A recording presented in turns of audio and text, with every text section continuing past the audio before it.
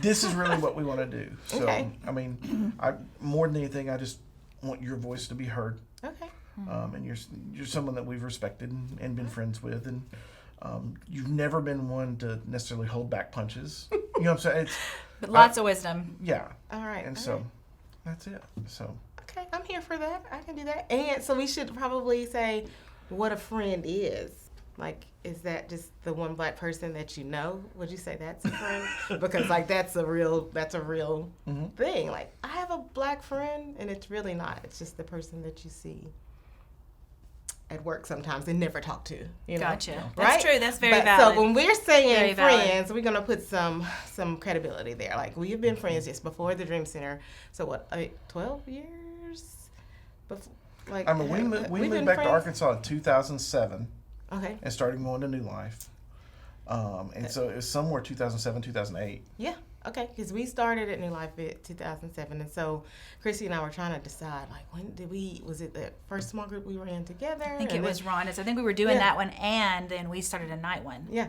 And so she's like, "You want to come to our small group?" And I'm like, "Sure." And it was with couples, and my second half was Gone. deployed, and so it Yes. was like, "But I'll come." How awkward is that? You know. So I. But guess it wasn't I'm like a here couples for, Bible study, but yeah, there was a lot of, because it was at night, so a lot of times husband and wife come together. But yeah, And it was a crazy mix of people. It was. it was a good mix. But so the friend is not like, I mean, you can have casual friends, you can have friends that are of convenience, and then you can have friends, and so And then like, Facebook friends. and Facebook friends or Facebook friends. But you know, so when I get to the point where I'm gonna call someone my friend, that's like, I can call you on the phone like I do sometimes. Like, Drew will sometimes get this weird, like, I haven't talked to Millie in like 4 years, and she happened to be in the Goodwill, and this lady's talking about these things, and I'm like, I know somebody. We just call them right now. Random things, or you know, Christy. Like, I think I texted one night. Late night, because I'm a nighttime is the right time type of person. I'm up and everyone else is asleep, and say, hey, I need prayer, and you say, okay, I'm praying, and then like, you never hear back about that. And then you are like, hey, I want to meet with you. Let's talk. And I have no idea what that is going to be about. But I know because you're my friend, I'm here to be here for you. And so that's what I'm considering. Like, when we're talking about friendship, it's not just, hey, this thing is going on in the world.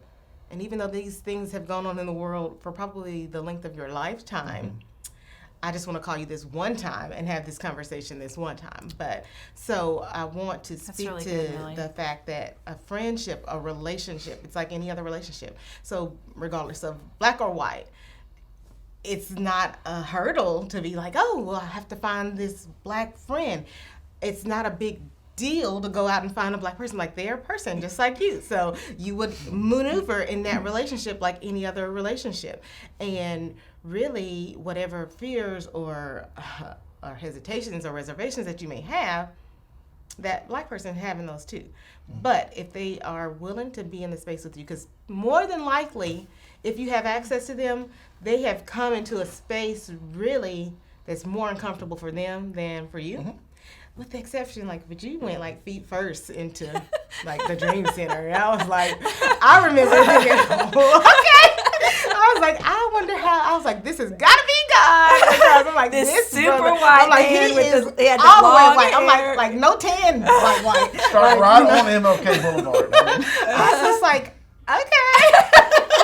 But and it worked, and that's because, you know, God's hand was there. But Yeah. but you embraced the fear, like, and you didn't let it stop you.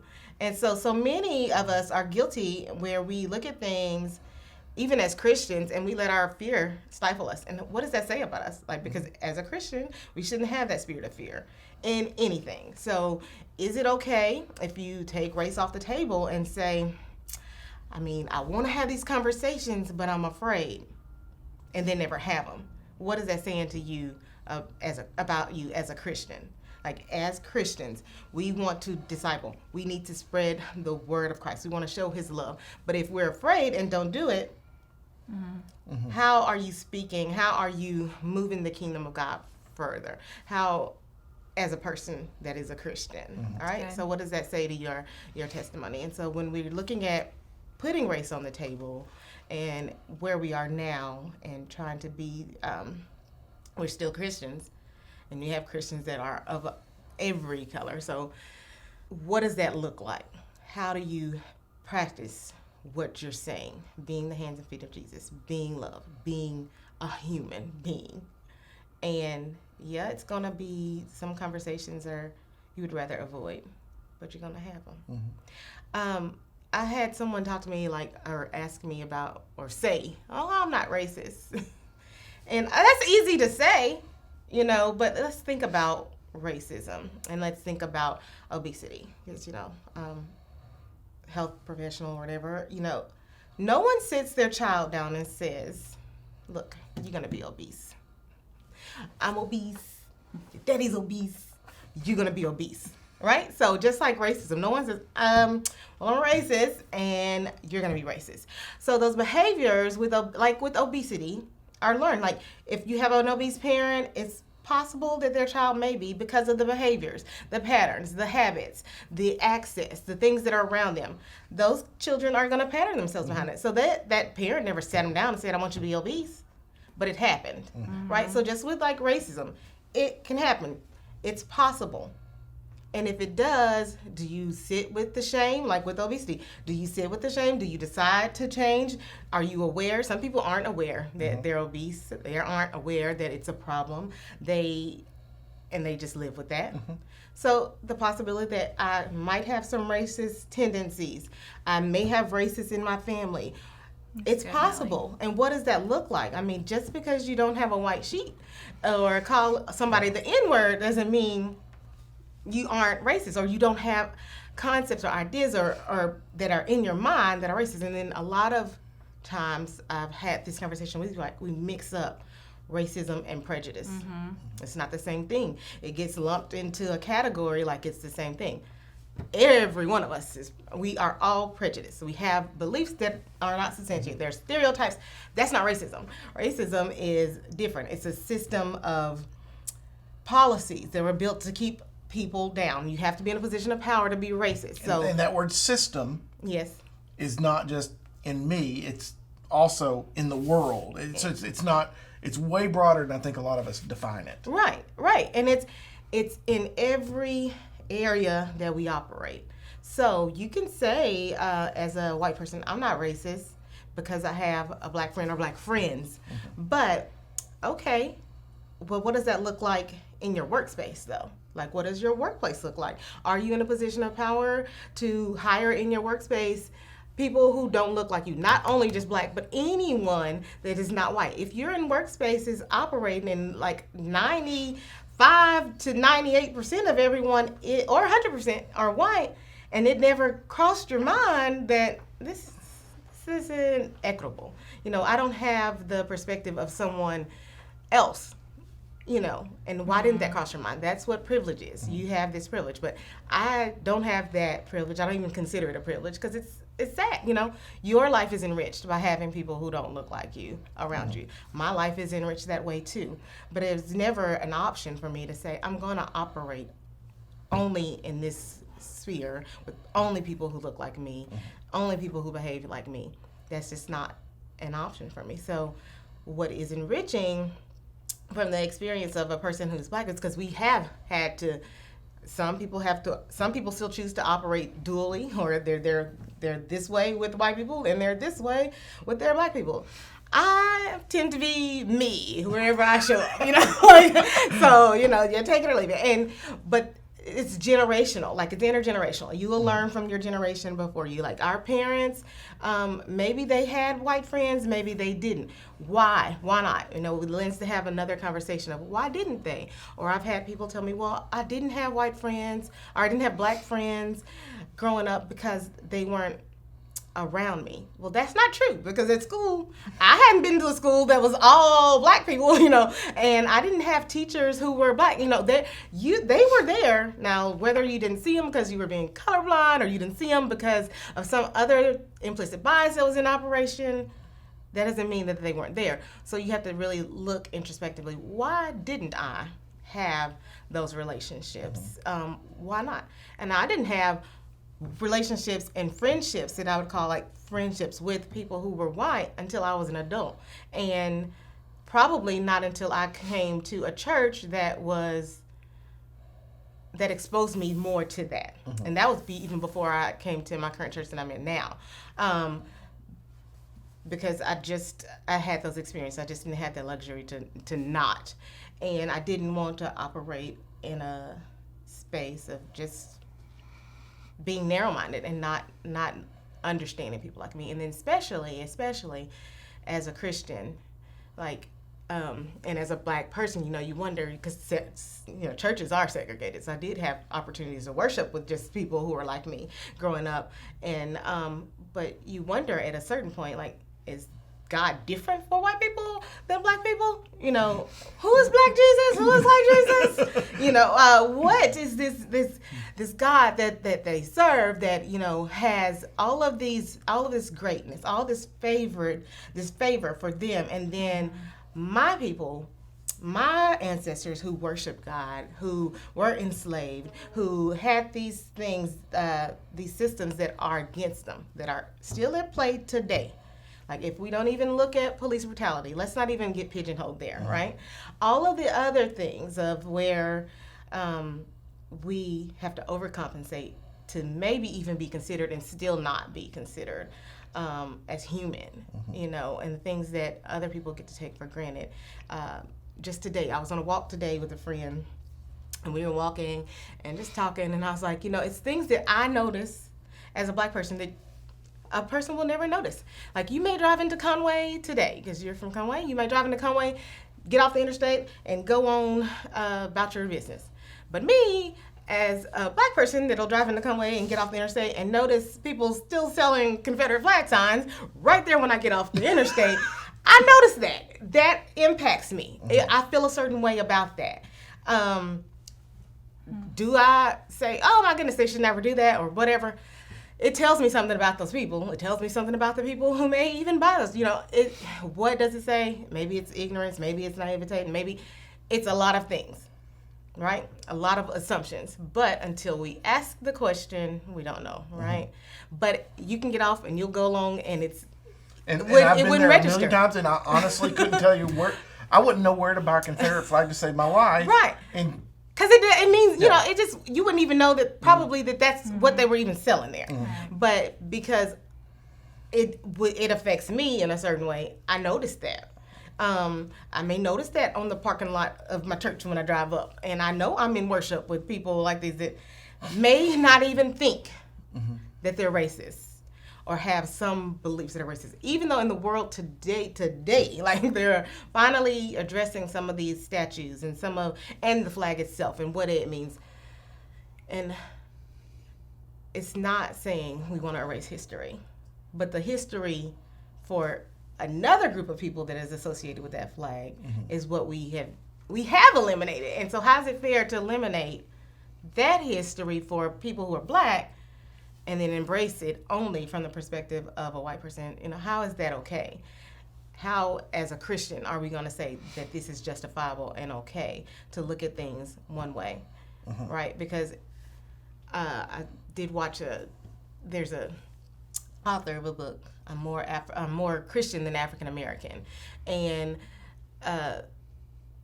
it was really good. But it was just talking about being a Christian, not her dismissing her identity as a black person. She fully embraces that. But at the end of the day, I'm Christian. And what does that mean? What does that really mean? And so there are going to be some Christians in that camp that say, yeah, so we don't even have to worry about you being black. No, that's not the message.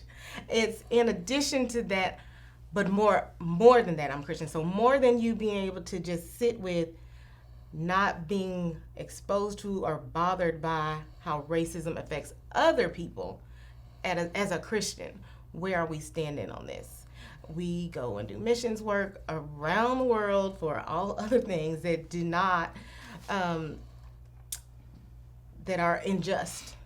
But right here in our own country, right here in our own world, things that are not just for Americans, for Christians. We are not standing for those things. How can we even expect each other to respect each other. As a Christian, at some point you're going to ask the question, what is happening here? Why are you not showing up for this? How can you not see this? Because racism is a sin. You know, pride is a sin. You know, arrogance is a sin. Hate, that's what racism is, a sin. Correct? And so for us to be naive and not examine our hearts and see how that has edged its way in there. Yeah, and You know, it's we don't really do interesting service. because Neil Greathouse did a really good job this morning on a post, and he shared a verse. Let me find. I pulled it up, and so let me see. I still got. Oh, it's here. Isaiah 1:17. It says, "Learn to do right, seek justice, defend the oppressed, take up the cause of the fatherless, plead the case of the widow." I mean, it's pretty clear there. That's not natural. Right. That's work. That's Right. what you're saying. Right. Stepping out and saying, okay, I've got to change. I've got to actually physically take ownership of this. And it was, that verse kind of was, to me, it was kind of a sucker punch, because it's like, am I doing enough not to change the world, but to change me? Right. To be responsible for my household and my wife and my children, that this ends. Yeah. Yeah. But I think it's exactly what you said. It's like, this is going to take work Right. to get to the focus of Jesus Yes. and to realize Jesus wouldn't act this way. And if we want to call ourselves Christians, we can't act this way. Right. Can't have both. Right. We can't. So, like, I mean, at the spiritual level, like thinking about how it grieves the heart of God, and are we really looking at that as Christians overall? Like, even the Christians that can't get beyond seeing black and white, like just look at it from your level, from the perspective of being a Christ follower, right? And we know that the reality of that still, it could be skewed, because people kind of want to defend what they want to defend, what sins they want to defend. You know, This one's okay. you know, yeah, it's okay, it's all right. Right. We joke all the time, because I was like, well, if I was a murderer, I don't know why that's my. If I'm going to like Millie. pull us in, I don't know what. Millie always uses that example. If I'm a murderer, you know, that's not okay. But if I lie, that's okay. No, they're the same. They're both sins. But why am I more comfortable with admitting I'm the liar and not the murderer? Or why are you more accepting of me being a liar than a murderer? They both sins. Like, Yep. aren't we supposed to sharpen each other and not do either? Correct? Right. So, but I am capable of lying and I am capable of murder. They are both sins. So why would you expect to not be capable of the sin of racism? Oh, Right? that's good. You are. And so examine it. And it's painful. It would be painful to realize that I am a murderer. But that doesn't mean I have to stay there. It doesn't mean that God doesn't love me. So admitting that I have racist tendencies, it doesn't mean that I'm awful and I should die. I should change. Yeah. And is that work going to all be on me? Because I don't know what to do. No. Because guess who? Jesus paid it all. Like, that can be leveled, and, you know, it's just the next steps that you're going to take. We have behaviors and patterns that we go through in life all the time. And if we hit a plateau, what do? You're going to do something different. My husband and I talked about, just like, we were having this communication problems. And so, like, if we should be this far along with where we are with our communication, but we're here and one of us is here, what do we do? Like, I can wait for you to get to here, or I can keep moving. Now, you know, that's even, you know, that's more difficult. But if I recognize that you are trying, I can't mandate the progress. I might want it to be instant, and the only person that can do that is God. You know, in an instant, things can be turned. In an instant, this racism thing can be changed. Like coronavirus, like, things shifted, things changed quickly. We are capable of doing that. Like, we are capable of having a nation that is great. It is not great now, right? No matter how we want to look at it, it is not. That is not the truth. But can it be? Yes. How can it be? God can do that. right? If you're not a proponent that believes in God, well, hey, that's a different message. But I am, okay? So I believe that. You believe that. And what does that mean? What does that mean for me? How does that look? And so does that mean I get to be angry as a black person that racism still exists today? No, because for 41 years I've known that racism exists. I know it's in play. Like for 41 years I have experienced it in different ways. And that could be from as casual as someone moving on the other side of the street, or someone ignoring me when I am in the grocery store to check out and moving to the person next. I mean, like obvious stuff, overt to covert. Right? It could be knowing that I'm in the workplace and I am qualified for this position, and this other person who does not have the experience, does not have any other credentialing, but you made a position for them and I still don't have one. Like those are realities that black people go through. And we know it is only because of your race. Now, that's disheartening, but have we just said, oh, well, we give up and we angry? No, because we can't stay there. Like, there will be no movement forward, right? So we have ancestors who have fought to just be able to use the water fountain, and for them, that's great. And then came the next generation, and that was not good enough, right? Because how is that only good enough? And then to share these spaces. And so we are continuing to move forward. It's a continuum. We won't all get it right, but we can choose to move forward. And that's all. It's one step in front of one leg in the pants every time to put it on. One step forward, small or large, just to do something. So yes, some people are at the stage of listening. Okay. I want you to be in action, but okay. But good. So there are people who are listening, and there are people who are willing to be talking to you, and then there are people who are ready for action, and there are people like me that are ready for you to be in action. So we're going to talk about how can we move in that and say thank you and be glad and partner and move forward. But just like I am expected to not be so upset and tear up a town because of that, because people can't even see in that the problem is not that I just want to tear things down, or black people are so angry and they're tearing up stuff and no one's going to listen to that. Okay, but why? Why are we there? And we're not just there for the first time. This has happened many a time. Yeah.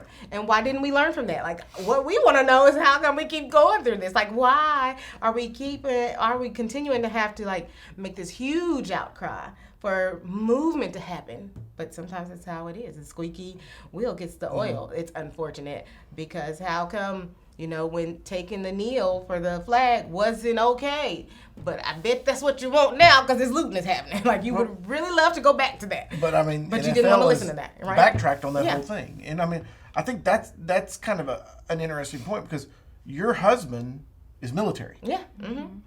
And so he's got his perspective on that flag. Yes. And the respect of that flag. Yes. And so you're not coming at this from just a standpoint of not being patriotic. Right. It's not a patriotic issue. Right. It's treat people fairly. It's a human issue. I am patriotic. As a matter of fact, I graduated from Parkview High School, home of Patriots. So I am a patriot. But it is. It's hard to look at being patriotic and then knowing the part of history that's no longer being taught or being swept under the rug. I'm like, how can you not want to talk about slavery? It's what bothered me. When I was in school and we learned about slavery, who was in the classroom? Only one in the classroom that was feeling bad about slavery. Mm-hmm. And it was uncomfortable, to have those, the only time we talked about it in February be about slavery, and I'm the only black person in the classroom, and it's very painful and awkward, and we just moving through it like it's nothing. Like today, there are friends or people that you would call friends, and they're your black friends, and you haven't said anything to them. They are sad. They are grieving. This is this is a painful time, whether they realize it or not, because in the grief cycle, there's so many, there's different parts of it. So some of us, like initially, people ask me, well, how do you feel about George Floyd? Well, I didn't even see that until probably about a week or two ago, because I was numb as a Black person. Like, this is not the first time that stuff happened. It wasn't even the first time in the month that happened, and it was just, it was sad. But what I had to look at is like, I'm numb to that because these things happen. And on the next level is like, yeah, they got arrested, but then what's next? Like, I was telling Chrissy, I lived in LA during Rodney King, during the LA riots. I lived there. I was a teenager, and I watched with my daughter the other night. I was like, let's just watch, this documentary on LA 92. Which daughter? Lillian, my 16-year-old. Okay. I got in trouble for letting my 9-year-old watch some of the protests the other night. Yeah. So we were watching this, and I was like, because I want to see what parts I remember from just growing up during that time. I want to see what I remember. And I remembered the video, and I'm like, like right now, people are saying, well, this is very important because it's now being recorded. In 1991, Rodney King's beating was recorded. Like, everyone in the world, in the nation saw that was excessive force. Yeah. But what we also saw was those officers get off. Not one charge. What I didn't realize about that was that they had moved the trial to a county where they were going to be favorable towards these white men. That was wrong. Like, today we can all look at that and see how wrong that was. But guess the same stuff has happened 2 decades after. It's still happening. So as a Black person, I'm like, yep, they got arrested, but now we still got to get to trial. And then what's going to happen there? So, yeah, we're protesting. We've had the protest. I had my oldest daughter was like, I want to protest. I'm like, okay. But, like there's even things into that. Like, there's risk going into protesting because people don't understand that. There's what message do you want to send when you're out there protesting? Because there are people out there that are going to send messages that we don't advocate for. We don't advocate for F the police, right? I don't believe that all police are bad. I don't believe that all white people are bad. That is not something that I believe. But there are some people that believe that. There are going to be people out there. There are going to be people that are actually out there pretending to be there for you, and they're not. It's like, we are in a state, we are in a country where our president has a set of beliefs that don't seem to align with my Christian beliefs.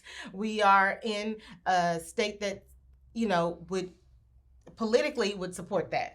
Okay. And then we're in a county that we know we had a Confederate flag rally a couple years ago. And who was there in support of that? The police were there for that. So when you're thinking about stepping outside to go to a protest, you still have to realize the other realities of that things can go south quickly because that other component of your state, of your city, that is not for your Black Lives Mattering, and they don't even realize that they aren't because they're just doing their life the way that they've been programmed to do it and not really think beyond that. Not have this group think. There, even as as an adult, when I got to where I was voting, I may know that there was a party associated, my family associated with, and another party that didn't, but how about we look at the values of that person? Like, we don't have to vote like this. We can educate ourselves. We can do things differently, but it takes time. It takes time, and it takes an awakening. And so spiritually, I feel that there is a shift, and there is an awakening happening, and there is movement. And we have the ability for things to change. We have more conversations like this that are happening. I did tell a friend that I met with that she was just like, I was like, really, at this point, just like a coffee date and a lunch date is not going to change anything. Because as a Black person, when I show up to that, it's costing me. It's costing me time. It's costing me lunch. It's costing me emotional, like, stress or distress, because when I leave there, it doesn't end. I'm reminded of these other situations that I've encountered, and like how you just showed up and you didn't even know like basic things that are at play with racism. And it's like, how can that be? But you think you're an ally, but you're not, because you don't know basic stuff. So it's it's challenging, but the conversations need to have. But you are different in the fact that, yeah, you did show up and you asked to have the conversation, not you, but you asked to have, you asked to have the Right. meeting. So like, 20, 40 years ago, your parent probably never had a black friend that even asked to come to lunch, or would have even asked a black friend to come to lunch and sit with them to even get a perspective. So, and for that, you're different, right? And the conversations I that hope we need, so. yeah, for that. So, and for that, you are different. But then the next level is like, don't you wonder why? Like, why didn't you have those conversations? Why didn't you know? And so we do have to have those conversations with our Mhm. families, because those are needed. So many stories. I mean, so many instances, because those people are still in hierarchies, right? Mhm. That are still making decisions. Those are people who are still in places of power, and I don't have access to maybe your parent. You do, Yeah. Right. and but I do know I have access to my own parents, and trying to tell them something like when I was a child, just to get a car. How their thinking is. You can't make your parent change their mind about things. Especially when you're telling them something that might, parenting your parents, that's hard. Well, but I think one of the big things is, and for me, having done this for so long, and 99% of the children we've worked with for all these years and their parents are black.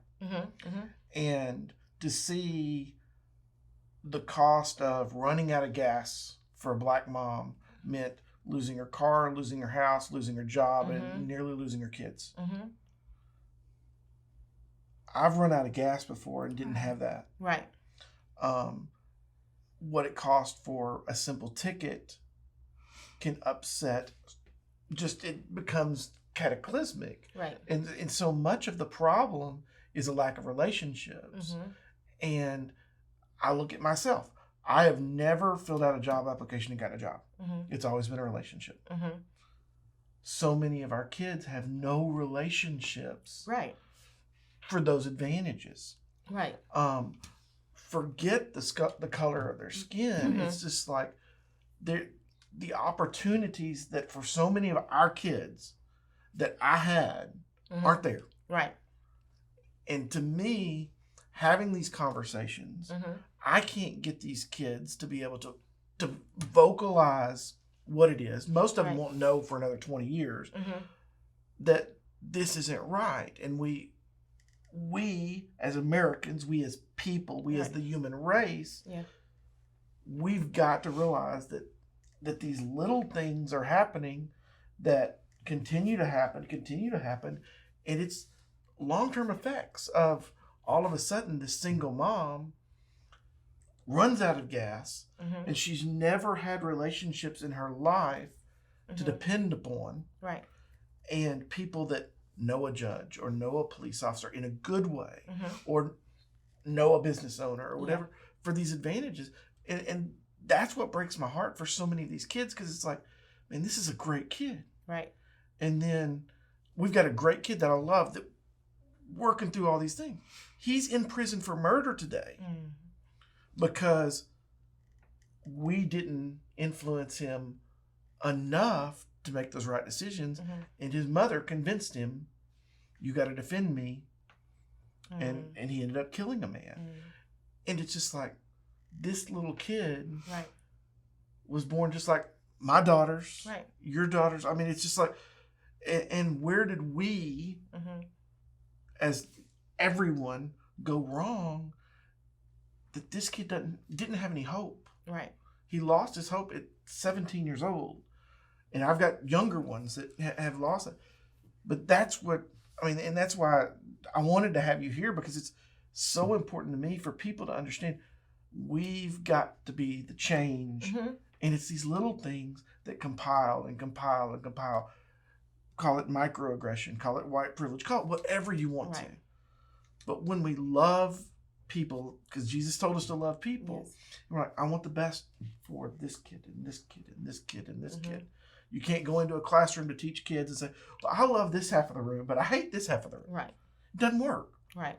And so we've got to make these changes. We've got to really get our hands dirty. And early on, you talked about me just jumping in. And I think that was scary. probably way more scary than I knew it was. Some of the people that I now know, it's like, man, if I'd have known this about you, I don't know if I'd have knocked on your door. But it's one of those things that I think when we say, God, make me more like you, and we humble ourselves and say, okay, that means everyone is on equal playing field, and we go at them at that, all of a sudden it's like, okay, this kid here is no different than this kid. I'm just going to go talk to this kid, love on this kid, Right. get to know this kid, and hopefully create opportunities through relationships that child never had or won't have because of where they were born or the color of their skin or, in a lot of cases, their socioeconomic background. I mean, we all know those kids that they did ridiculous stuff, and because parents had money, the right judge. I mean, I've gotten out of a lot of stuff in my life because I knew judges growing up. My parents had money, so if I'd ever needed an attorney, it wouldn't have been a problem. I mean, and then so many of these kids that we work with down here, it's like they don't have any of that. Right. And so when you're a kid and you screw up, which I think most of us do. I mean, some more than most, I mean, honestly, but I wasn't saying you. But there's a do-over. There's a chance because there's an advantage. There is, but that advantage comes with you being an ally alongside of them. Because let's go to just where you said, okay, you grew up with money, so let's put a black person side by side with you. You know, same socioeconomic level, same this. You and that person get in trouble. You and their parents have the money to get them out of trouble or to make that call, but still, that black person, the outcome still may be different, and it's not a direct or an overt way that it is, but it's still, you know, the playing field is in level. And then, like, if you think about the investment, the amount of work and effort to get to the level that they are at anyway, just to be there, when you really look at all of the barriers that they had to overcome just to get there, and then still you're there and you're still not good enough, you know, like, so you're still having to have those conversations at this level with your child that, well, you're out with Drew, but if Drew does this, it's going to, the outcome for Drew is still going to be different than the outcome is going to be for you. And then so if we back it back up down to like the different socioeconomic levels that maybe we're here at the Dream Center that you guys or every Arkansans is looking at. For every Arkansan, the things, the way you look at a situation is going to be different than I am, right? Not only because I'm black, but I'm a mother, and then like I may be looking at it from the healthcare perspective, or I may be looking at it like, you know, just different things. But because we have a different lens, that's why it's so important to have other people at the table that not only reflect the community that you're serving or what the community outside of that looks like. So, I mean, it's Arkansas. Like the majority of people in Arkansas, the population is white. If you have a group of decision makers that are white, you aren't considering the non-white person. So I don't care if they are Hispanic, if they're black, if they're Asian, you know, what are their perspectives? Like, what does life look like for an Asian in Arkansas? What does life look like for a Hispanic in Arkansas? Like a black person in Arkansas? I can probably empathize and sympathize with them because I know what it's like to operate in a space that's not having a person like me there. And then when I do get there, it might just be me. And it may be no Asians. And you might not even think about that either, you know, but I still think about, oh, well, you know, there's I'm here, but are they really going to listen to me? Because not everyone's going to be vocal. You know, they might be glad I got a place here in the room. I might just be the cameraman in the room, but I'm in the room and I feel good about that. Well, for me, I'm like, you're just a cameraman. Like, well, they don't have to listen to you. So, you know, there's more things to look at. So it's not just, let's put some black people in places so that they are seen. Like we have the appearance that we're doing some things now and we're being proactive. No, I mean, let's just look at coronavirus and looking at the disproportionate effects of people of color. And if we took out of the health risk, but just looked at it socioeconomically, the people who are working in nursing homes, the CNA level, because of what education was available for them to get, or those, they didn't have maybe money for college, but they were able to go and do the nursing assistant. And so they're at that level. And so they are right there on the front lines. You got janitorial staff, they're right there on the front lines, cafeteria staff, or people working in food service. Those are your brown people. They are there. So they are more exposed because they aren't in those higher levels. And then if you think about, why are they not? Why don't we have decision makers here? And if we do, why don't we just have one? And that one, like, think of the one person that's there. I can't speak, and my ideas, my suggestions, my experience is not going to be like every other Arkansan that's Black, right? Because every other Arkansan that like my mama might not have been able to convince me to defend her and kill somebody and be in jail for her, right? Even though that's my mama, So it's just all the things. Like, even though I came to the Dream Center, and it's a personal, like, response. Like, some children don't know what they don't know. Like, some of them do not know that I didn't have to defend my mama that way. That wasn't my responsibility. I'm the child. Unfortunately, some children don't have that experience to be a child, and so just being able to recognize that, because I have lots of trauma, childhood trauma, all kinds of things, all manner of things I could probably speak to, but you wouldn't know that to just show up and see me. But that's Christ to me, right? That's a lot of work that has been done, that the Lord has delivered me from, things that I can work, the things that I don't want to see other people sit with. And so that's what grieves me in my heart, or grieves the Holy Spirit, that I don't want to see another Arkansan or another Christian person just not know who they are in Christ, or their identity in Christ, or what you actually have access to. And even though another person, I will say another person that is oppressing you may not know, well, I'm sad for them too, because they don't know. They're asleep. They're not conscious to the fact that they're being manipulated by a spirit. And that's sad, right? That's very sad. But what is even more sad is if you're unaware too. And we want to raise the consciousness, right, of what the possibility. We want to raise your consciousness of hope. And what that looks like on different levels is going to be different. But it takes people who have had different experiences to be at the table. So it's going to take other people who don't look like you, if we're specifically looking at race, to be in the room, and not just one. Like, why are we satisfied with one? If you go to a job interview and there are 4 white people, and then you got the Black male, and then another white female, so that still is a majority white. And so that's hard, that's hard, even for that one person that is in there and able to weigh in. And they may still be seeing all the things behind the scenes that aren't favorable for you as a Black person. And so it's uncomfortable for us all. We are all grieving.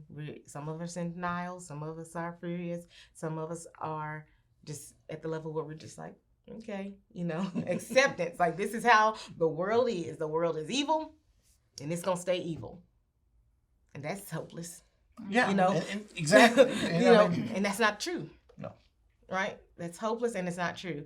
And so we have a responsibility as Christians to each other to sharpen the next one. And where you are asleep, maybe I'm going to try to shake you and get you up. But ultimately, I know that God is going to have to do that work, that resuscitation, right? But my hope is in Him. People will fail us. That is true. God is faithful. I know that. And I know that through trauma that I've experienced. I know that through in the past and today. But some people don't have that hope. They won't have that message. And all we can do is be consistent. So what your actions were when you went into that neighborhood, you were consistent. You were brave, you were bold, and you were consistent. You didn't show up a couple times and then say, oh, this is a lot of work. I'm done. Might have felt it, but you continue to show up. And that is what we need. So yeah, you say, now you're on board and saying Black Lives Matter, and that you understand that is in order for all lives to matter, Black lives have to matter, and I understand that. Now what? Now you know that. Where's the consistent action for moving us forward that you do understand that? And the consistent action for you when you came into neighborhoods that were distressed and needed that hope, you consistently showed up and demonstrated hope. You consistently showed that love in whatever mannerism it was. And so there wasn't a signal that went up like, can't trust him, right? But one of the things I did early on is I was consistent, but I also put aside my preconceived notions of a solution. Mm-hmm. And that was one of the things that I think probably helped win relationships more than anything is, what can I do for you? Right. Versus, Millie, I notice you have this issue going on. I am from outside your community, and I'm here to bring you hope. And the solution, one of the things that Dino Rizzo told me early on is he goes, assume you know nothing and ask, what can I do for you? Right. And you're going to get told time and time again, oh, I'm good. Oh, I'm good. Oh, I'm good. But if you keep showing up and you keep asking that question, eventually someone's going to say, we're struggling with just paying the rent this month or paying or making sure we got groceries or whatever it is. Then all of a sudden, there's when relationship happens. Right. Because there's trust. There's trust. And I don't know if this is the right word of saying it, but as the offender, being me, walking into someone else's neighborhood, someone else's home, I need to honor that home. Right. I need to honor that person. And it's not honoring if you're always saying, well, I've got this or I've got that. It's more honoring when saying, what can I do for you? Right. How can I serve you? Because Jesus came to serve the world, not to be served. Correct. And I think that's one of the things that to me has paid off a lot in a lot of what I've done is having that attitude of how can I serve you? Because then you make relationships with people that feel I can be honest with him. Right. He really means it versus lip service, Black Lives Matter. Yeah. Okay. And honestly, I mean, this is my fear with all of this is it's getting hot outside and you're seeing the protesters dwindle and we've not seen some of the things that need to change. Right. Simple things in my mind that could go a long way. We've not seen some of those changes and I don't want to lose this momentum. Right. Because I want to see change. I want to see these communications happening on a daily basis with all kinds of people and more. Yeah. Because I think we can do better. I think others can do better, and that on that individual basis, that's what's going to move the needle when we all get together and say, okay, this isn't allowed. This is not what we signed up for in being born to have to walk out in fear, to have to walk out to be lesser than. Right. And I mean, say what we want to say when we write it into the freaking Constitution. That's a problem. Right. Can I say something? No, but yes. No, I was thinking, so some of the practical things that you've said is invite more Black influence at the table. Like have it more equal, a level playing field. So what are other things that you would recommend for us to practically do right now? I mean, so continue the conversation. Like Drew just said, just don't let it stop. Okay. Every night I listen to a NPR toolkit thing, and it was just talking about conversations, how to have conversations about race with your family. And it's not going to be like sit at the table. So how are you anti-racist today? How did you deal with racism today? That's daunting, right?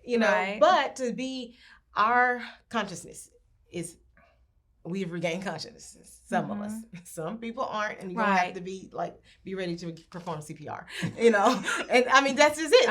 When you see someone over, like if you're in a place and someone is totally unconscious of the social change that needs to occur, or that is at play, or that is occurring.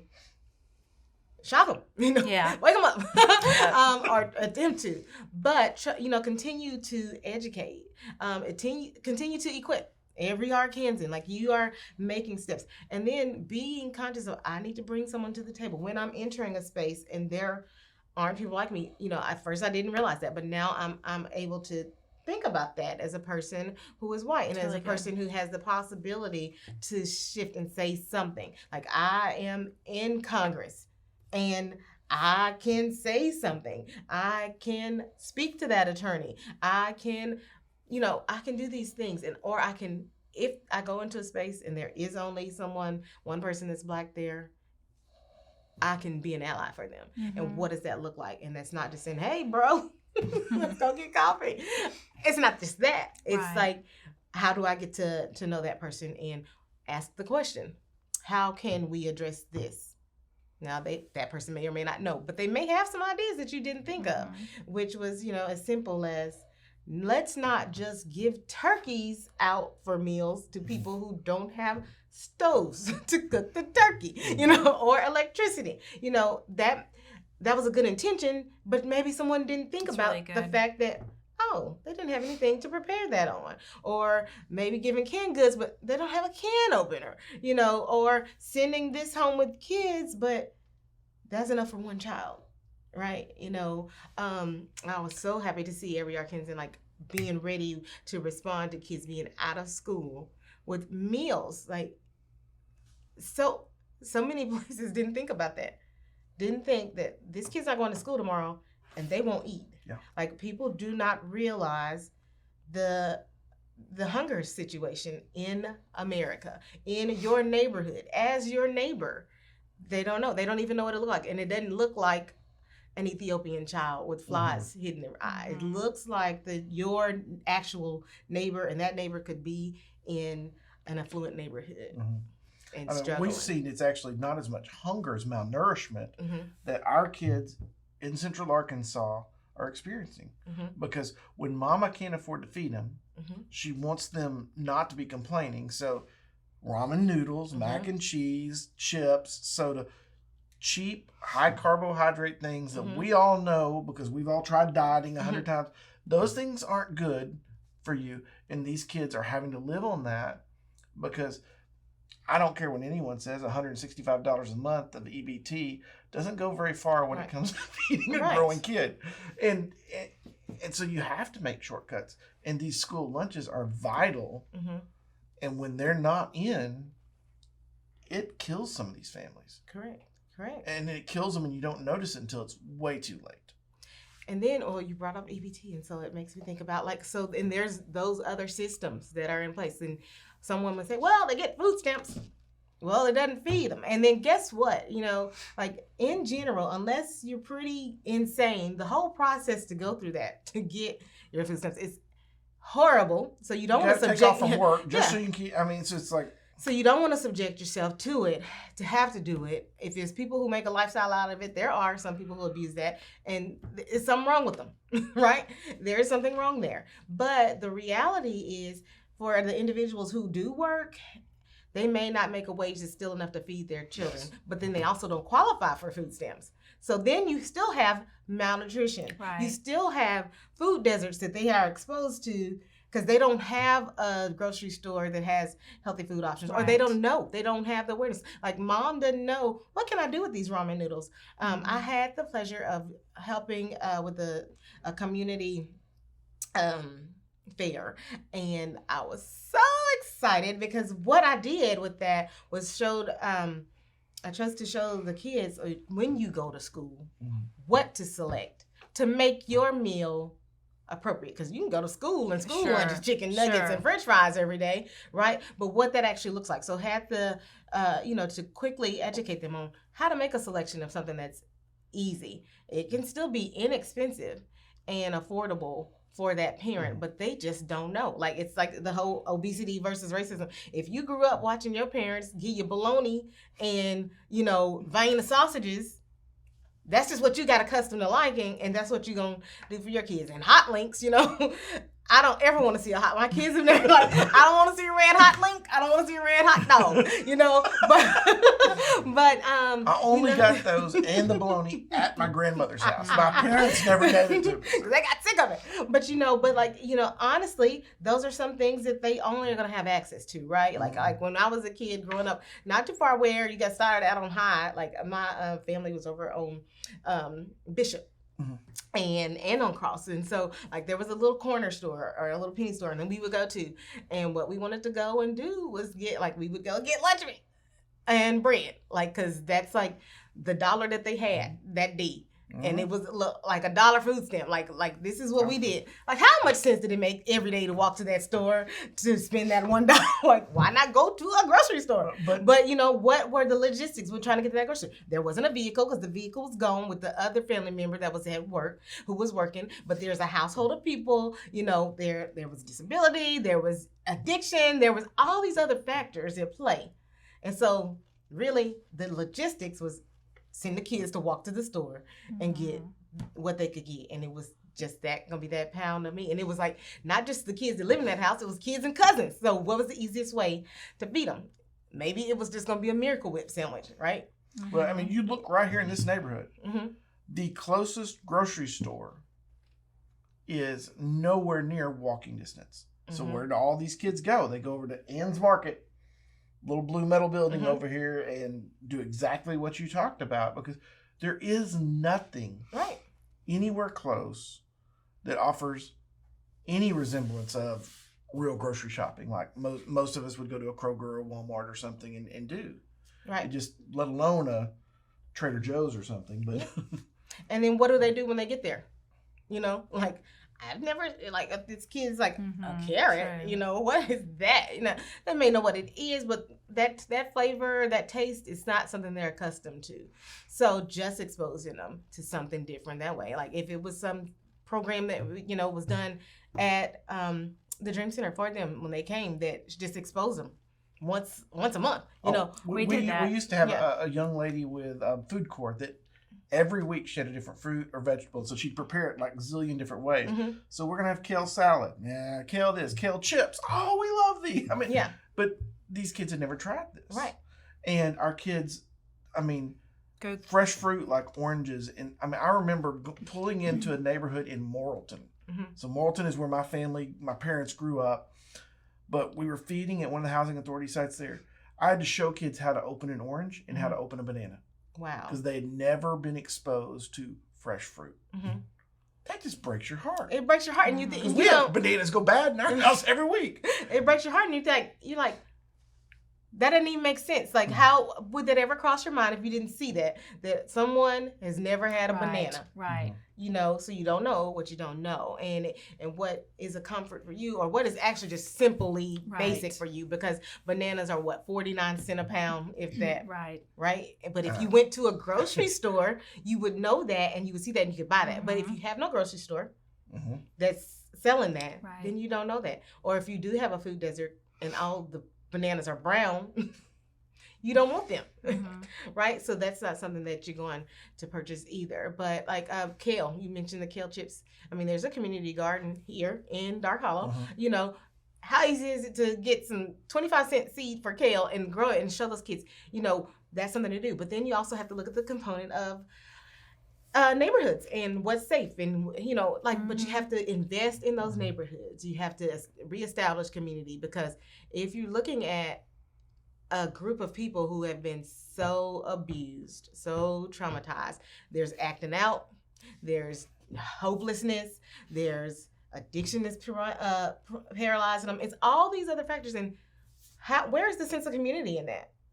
You're just kind of like, I'm trying to get out of this, and you're focused on yourself in that, and how can I survive? When we started serving in the Eastgate neighborhood, we would actually have to send extra staff out because the kids would throw stuff at the vehicles, and we did that. And now these years later, every afternoon when our staff come in from going out and doing their routes and all this other stuff, those kids are sitting on the back step there. They're like, hey, y'all got anything left over? I know we already ate once, but and it's like totally different community. Right. Because all of a sudden they're like realizing someone cares about me. Mhm. Someone's looking out for me. Hey, there's a solution. I mean, when we first opened this building, we had someone break in to steal food. Mhm. They broke in and when we caught them, they were Mhm. walking out with apples. Mm. They didn't steal the TVs. They didn't steal the furniture or Right. something of value. They stole food. Right.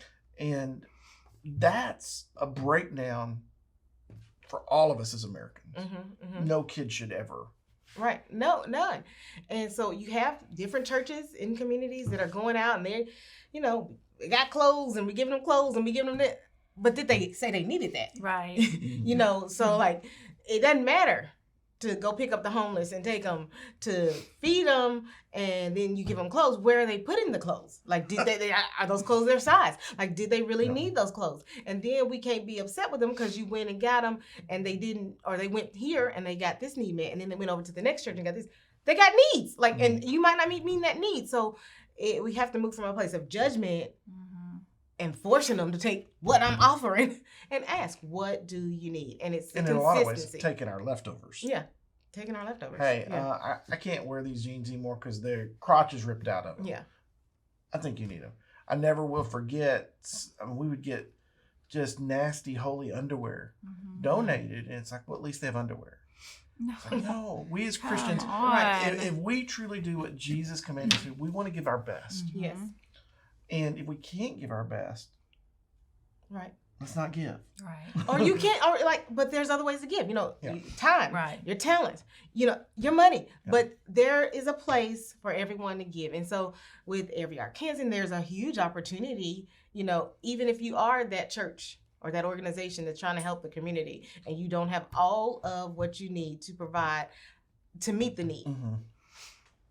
How about partnership? Like we miss the mark on partnership a lot in life because we're so, I'm gonna do it my way. I'm gonna do it my own, and I know it, and that's not true. We'll give away $6 million this year as an organization to local churches that are willing to love on their neighborhoods. Right.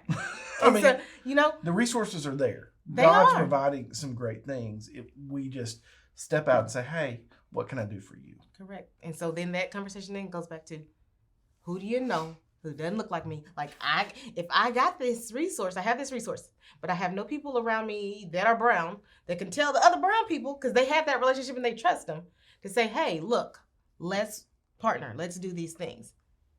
Let's get together. Let's be unity. Let's be one. Let's get together and do this and not see each other as enemies.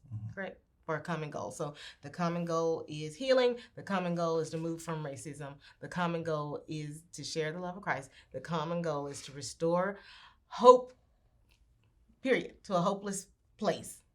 Like the situations that we are in now are really hopeless in a lot of ways. But if the main goal that we can agree on is restoring hope and sharing the love of Christ, or sharing love, period, if you don't want to say it's the love of Christ, being loving, Right.